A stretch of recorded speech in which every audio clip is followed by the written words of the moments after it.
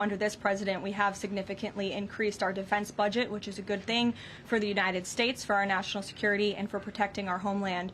With respect to munitions, ammunition, weapon stockpiles, the United States of America has more than enough capability to not only successfully execute Operation Epic Fury, but to go much further. And we have weapon stockpiles in places that many people in this world don't even know about. However, the president in that post was pointing out that, unfortunately, we had a very stupid and incompetent leader in this White House for 4 years who gave away many of our best weapons for nothing, for free, to another country very far away by the name of Ukraine. So the president was pointing out how that was an unwise decision, but nevertheless, don't doubt the strength and the might of the American military. And I will also add, President Trump has rightfully been calling on defense contractors in this country to rapidly and aggressively produce American-made weapons because they are the best in the world, and the president always likes to get things done as quickly as possible, and so he's been quite vocal in his efforts to try to speed up our defense industry to protect our homeland. Karoline, can you move some? Go ahead. Karoline, could you tell us about the president's current thinking about ground troops and whether they could be used if they were to be sent into Iran? What would they be used for? What's the situation? Well, they're not part of the plan for this operation at this time, but I certainly will never take away military options on behalf of the President of the United States or the Commander-in-Chief, and he wisely does not do the same for himself. I know there's many leaders in the past who like to take options off of the table without having a full understanding of how things could develop. So again, it's not part of the current plan, but I'm not going to remove an option for the president that is on the table. Sean. Did the United States airstrike a girls' elementary school and kill 175 people? Not that we know of, Sean, and the Department of War is investigating this matter, and I would just tell you very strongly the United States of America does not target civilians, unlike the rogue Iranian regime that targets civilians, that kills children, that has killed thousands of their own people in the past several weeks, and uses propaganda quite effectively, and unfortunately many people in this room have fallen for that propaganda. So I would caution you from pointing the finger at the United States of America when it comes to targeting civilians, because that's not something that these armed forces do. Reagan. Thanks, Karoline. Prior to the Iran conflict, the SAVE Act was really the focus of the news cycle. Is the SAVE Act still a priority for the administration? Absolutely. Could you just provide an update on the administration's talks with Congress to get the SAVE Act through? SAVE Act is absolutely still a priority for this president and the administration.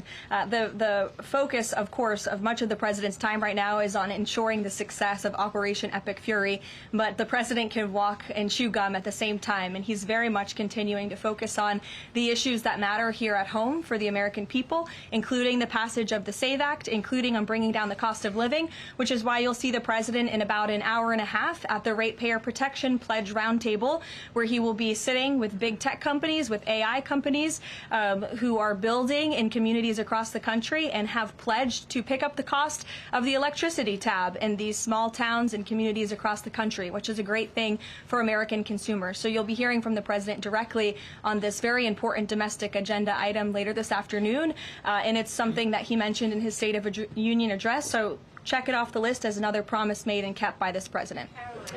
Sure, go ahead. Thanks, Karoline. I just wanted to get back to Danny's question. So those 4 objectives that you read out do not explicitly include regime change. If those objectives were achieved and the Islamic Republic still existed, would that be an acceptable outcome? It's a hypothetical question that I'm not going to engage in. Again, right now the president and the commander-in-chief are focused on executing the success of Operation Epic Fury, which we are already doing so in a very tremendous and impressionable way. Stephen. Thank you, Karoline. 2 questions.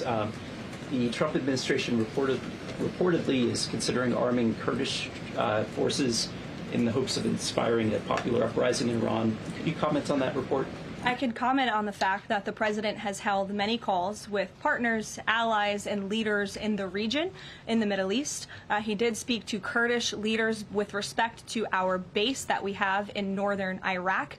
But as for any report suggesting that the president has agreed to any such plan is completely false and should not be written. President Trump was saying yesterday that he is okay with someone from within taking over in Iran. He spoke about how Venezuela he saw as a successful model where Delcy Rodriguez took over and had a better relationship. Iran's President Pezeshkian, he took office in 2024 as a relative reformer. He's part of a three-man council now, replacing the supreme leader. Does President Trump see him as a potential successor who is more pliable? Again, that's another hypothetical, and I haven't spoken to the president about this specific individual, so I don't want to get ahead of him on any assessments that should be made. Thank you. Yesterday, the president acknowledged that oil prices will be a bit high.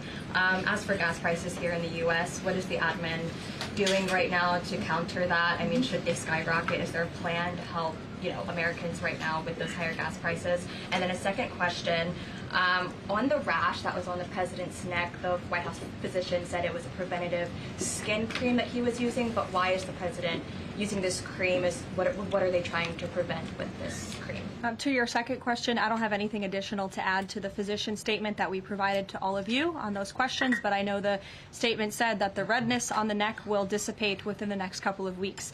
To your first question about oil prices, thank God we have a president who has exuded American energy dominance over the past year, an administration that is wholeheartedly focused on keeping prices stable as best as we can. Of course, this operation is temporary to protect the homeland, but crude oil prices did fall yesterday. They remain stable today after the president announced steps to ensure the stability in global energy markets. Again, those include the DEC offering reasonably priced political risk insurance and the potential for the U.S. Navy to provide protection for the flow of energy through the Strait of Hormuz. It is the president's belief and his economic team's belief that the economy continues to be very strong, it's robust, and will be able to weather any of the temporary impacts of Operation Epic Fury.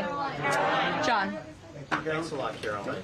Just to follow up to that, the timeline for making the Strait of Hormuz safe for oil tankers to transport their oil through the strait, what is that timeline, and what can the president do to speed up that timeline? I don't want to commit to a timeline, but certainly it's something that is being calculated actively by both the Department of War and the Department of Energy. They're working very closely.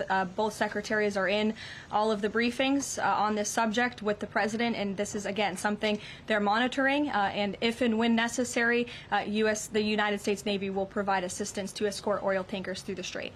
Karoline. Sure, in the blue. Thank you, Karoline. You're not in blue, Andrew. Go ahead. Yeah, thank you. Well, I guess you are, sort of. I'll go to you after. You had mentioned about the commercial aircraft being used for the evacuations. What about the use of military aircraft? Would that happen in conjunction with Correct. that or subsequent to? That is something that is definitely underway, and of course we're going to use that in conjunction. We want as many planes, whether they're chartered, commercial, or military, taking Americans out of the Middle East and returning them safely home. So yes. Andrew, go ahead. You're welcome. At the top of the briefing, you listed a long list of grievances against the Iranian government, going back to the takeover of the embassy in '79, barracks bombing in the 80s, etc. But no one from the administration has laid out the imminent threat that was supposed to be taken care of by this. And the rationales offered by, say, Secretary Rubio, the President's National Security Advisor, said that the threat was retaliation against American interests from Iran after Israeli strikes. The president says it was his own feeling that Iran was going to attack. Why is it that across the administration you can't say what the imminent threat against the United States was that required us to launch this? And also, Prime Minister Starmer told Parliament today that his reason that he didn't allow the use of British bases was that he was not satisfied that there was a lawful basis and a viable, thought-through plan. Was there an attempt to provide the UK government with a legal basis for these strikes and a viable, thought-through plan? To the first question, I completely reject the premise of your question. You have had the President of the United States, the Secretary of War, the Chairman of the Joint Chiefs, the Vice President of the United States, the Secretary of State, and now I am out here today to explain to you exactly president to make the decision to launch Operation Epic Fury. And President Trump does not make these decisions in a vacuum. This decision to launch this operation was based on a cumulative effect of various direct threats that Iran posed to the United States of America, and the president's feeling based on fact that Iran does pose an imminent and direct threat to the United States of America, based on the fact that they are the world's leading state sponsor of terrorism, based on the fact that they were rapidly and aggressively building up their ballistic missile program to give themselves immunity within their country alongside their navy, so that inside their country they could continue to create nuclear weapons and nuclear bombs, which would of course pose a risk to Americans in the region and even Americans one day here at home. And then another point on this is the president found that through these extensive, exhaustive, failed negotiations with Iran, that they were hell-bent on death and destruction. So again, the president was not going to be just another president on a very long list who sat back and stood by and passed the buck of this direct threat to the next administration. The president had a feeling, again, based on fact, that Iran was going to strike the United States, was going to strike our assets in the region, and he made a determination to launch Operation Epic Fury based on all of those reasons. And I would like the media to actually report on all of them, rather than just picking sound bites from one person in this administration and saying, oh, they're contradicting the other person. No. Again, these decisions are not made in a vacuum. They are made by the president's feeling that Iran was going to strike the United States and our assets in the region, and he was not going to sit back and watch that happen. The determination was made that the president was going to strike first alongside Israel, and that has obviously been proven to be the right decision and an effective one at that. Libby, go ahead. Thank you, Karoline. A two-part question for you. First, has the president spoken with the family members of those U.S. service members that were killed? Second, given what you've outlined throughout this entire briefing, I mean, the United States has sunk a bunch of Navy ships. We've hit all of these targets. What can Americans expect the goal to be moving forward now that the U.S. has accomplished all of this? What is victory, given we've even taken out Iran's supreme leader? That was an explicit goal. Again, victory will be determined by the commander-in-chief once the goals and the objectives that we have repeatedly laid out are fully realized. Again, we just, in the next few hours, will be achieving that dominance over the skies, which means the United States military will be raining missiles and weapons down on Iran to hit these specific targets that have been identified as crucial to take out by the Department of War. Sure, John. Thanks so much, Karoline. Has the U.S. posture changed in regard to a nuclear North Korea, given the latest strikes on Iran and the fact that the stated goal is to make sure that Iran is not a nuclear country? I don't have any change in position with respect to North Korea today. Thank you. A quick follow-up. There's been reports that Ali Khamenei's son has been elected as the next supreme leader. Does the administration think that he is a part of the same regime as his father? Would they like people in the country to rise up and get him out of power? There's reports he's been elected, or that he's assuming to be elected. One of the likely options. Pardon me, what was that? That he's one of the likely options, or that he has been elected. Okay, so we'll wait to confirm until someone actually is. Caitlin. You just mentioned that the president is going to attend the dignified transfer for these families. Given what Secretary Hegseth said this morning, is it the position of this administration that the press should not prominently cover the deaths of U.S. service members? No, it's the position of this administration that the press in this room and the press across the country should accurately report on the success of Operation Epic Fury and the damage it is doing to the rogue Iranian regime that has threatened the lives of every single American in this room. If the Iranian regime had their choice, they would kill every single person in this room. And so we can all be very grateful that we have an administration and that we have men and women in our armed forces who are willing to sacrifice their own lives for the rest of us in this room and for every American across the country and for every troop that is based in the Middle East. That's what these... Secretary Hegseth was complaining that it was front page news about these 6 service members who were killed. That's not what the Secretary said, Caitlin, and that's not what the Secretary meant, and you know it. You know you are being disingenuous. There is not... We've never had a Secretary of Defense Who cares Drones more? get through or tragic things happen. It's front page news. I get it. The press only wants to make the president look bad. Yeah, As you know, we cover press the deaths of U.S. service members under every president. The press does only want to make the president look bad. That's a fact.